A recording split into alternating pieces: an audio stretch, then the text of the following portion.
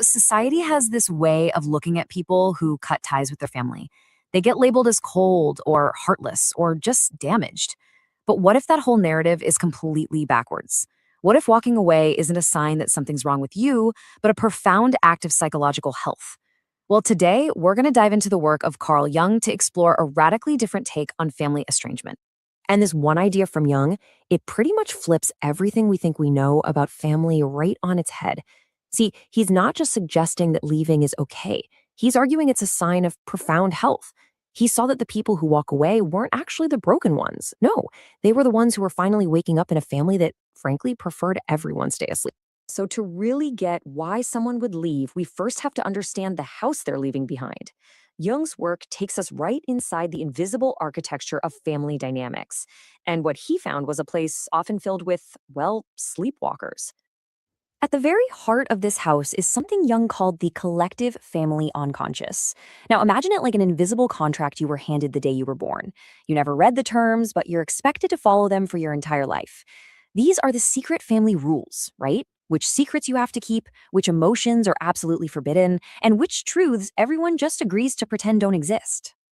And here's how the system keeps itself going: it just renames reality. Harmful things get a positive spin. Violence? Oh, that was just a teaching moment. Being totally neglected? That was a lesson in self reliance. The family literally creates its own private dictionary, and the price of admission is agreeing to use their words, no matter how much it clashes with what you know deep down is true. The person who leaves is the one who finally stops pretending. It's like they're an actor who suddenly realizes they're in a play and they can see the script that everyone else is still blindly following. And let me tell you, once you see it, you can't unsee it. And that is exactly where all the trouble begins. But waking up like that creates a huge problem, right? Because when you're the only one with your eyes open, the family doesn't see you as enlightened. Oh no, they see you as a threat. They start treating your clarity like it's a disease. This person often develops what Jung called differentiated perception, and it really is like a superpower. But it's not magic. It's a survival skill, pure and simple.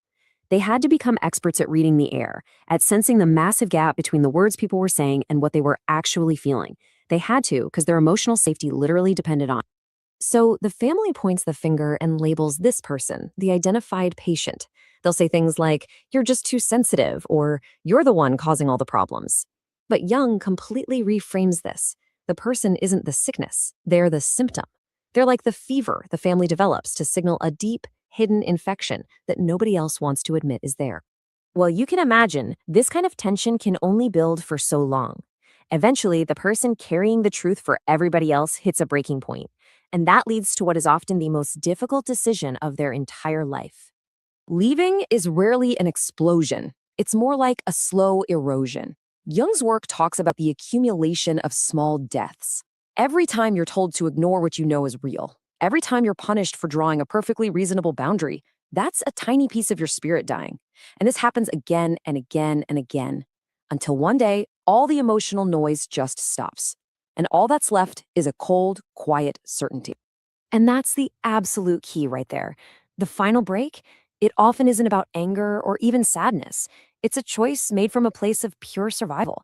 It's the moment a person finally decides, my sanity is more important than their comfort. My future is more important than their version of the past. And of course, right at this moment, society loves to pull out its most powerful weapon of guilt. We've all heard it, right? It's used to imply that biological ties have to trump everything else, including your own well-being. But here's the thing, that is a strategic, massive misquote. The original saying means the exact opposite. It confirms that the bonds we choose, the covenants we make with people, are stronger and more meaningful than the family bonds we're just born into. The blood of the covenant is thicker than the water of the womb. So what happens after you walk away? The journey doesn't just end with the goodbye. In a lot of ways, it's just getting started. This is the path of forging who you really are, free from that old system.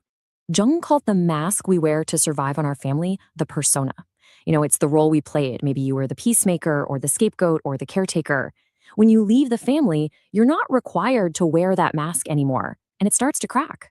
And this is where a pretty terrifying question pops up. When you've spent your entire life playing a part, even a really painful one, What's left when the curtain finally falls? There's this void, and you're not just grieving the family you don't have anymore. You're grieving the character you no longer have to play. But Jung saw this emptiness as absolutely essential. He called it the dark night of the soul.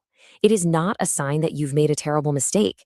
It's the fertile ground. It's the necessary space that has to be cleared out so your true, authentic self finally has room to grow. This is where the real work begins, reclaiming your own reality. It's the slow, steady process of learning to trust your own gut again without needing anyone else's permission slip. It's all about building what Jung called psychological sovereignty. That's just a fancy way of saying you become the ultimate authority on your own life. You are in charge of your own truth. This quote just frames the act of leaving so perfectly. It's not an act of destruction, but of preservation. A good gardener prunes dead branches not because they hate the tree, but because they love it and they want it to grow healthy and strong. Sometimes leaving is the pruning you have to do to save your own life. And as you heal, something really beautiful starts to happen. You begin to build a new support system. This is the beauty of a chosen family. These relationships aren't based on obligation or the accident of birth. They're built on mutual respect, genuine care, and people who consistently show up simply because they want to. So let's be absolutely crystal clear. After years and years of putting everyone else first, making the choice to prioritize your own well-being isn't selfish. It is a profound act of survival. And that brings us full circle. If you are someone who had to walk away, I want you to know this. You didn't fail. You are not cold or damaged. You are simply the one who woke up in a house full of sleepwalkers. You're not broken. You're awake.